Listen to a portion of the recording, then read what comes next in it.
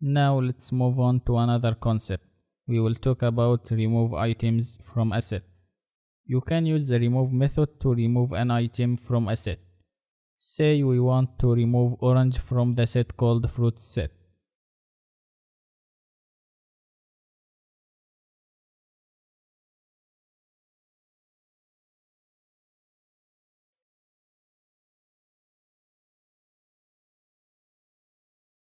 The item called orange is removed from the set called fruit set successfully without any error, as you can see.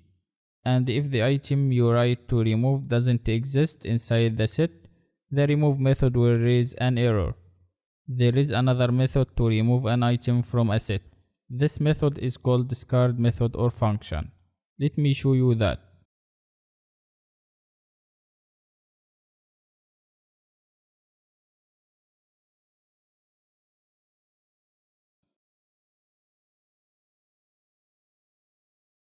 We have the discard method here to remove cherry from the set called fruit set, and it is removed successfully from the set, as you can see in the output.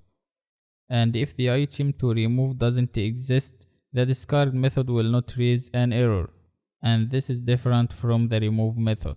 We will talk about the pop method.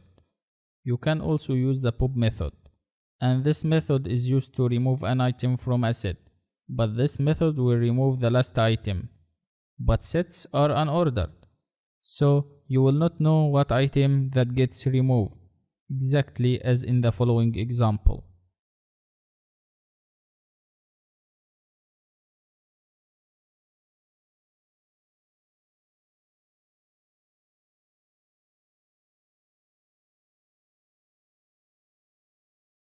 Now you can see in this case the pop method removed the last item, and it is called apple.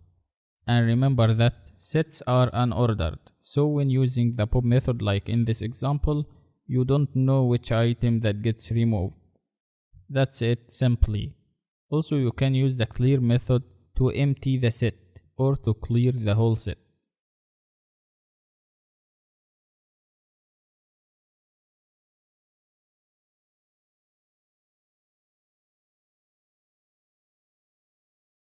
The set called fruit set has been completely emptied. And finally, you can use the del keyword to delete the set completely, as follows.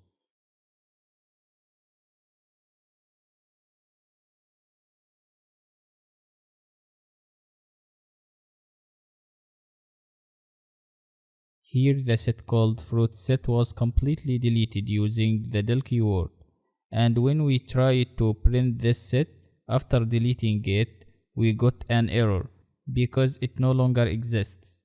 We got name error, name fruit set is not defined. So wonderful. Try to do this by yourself, and if you need any help, please ask me and I'll answer you as soon as possible to provide you with support and assistance. Thanks for watching. See you again next lesson.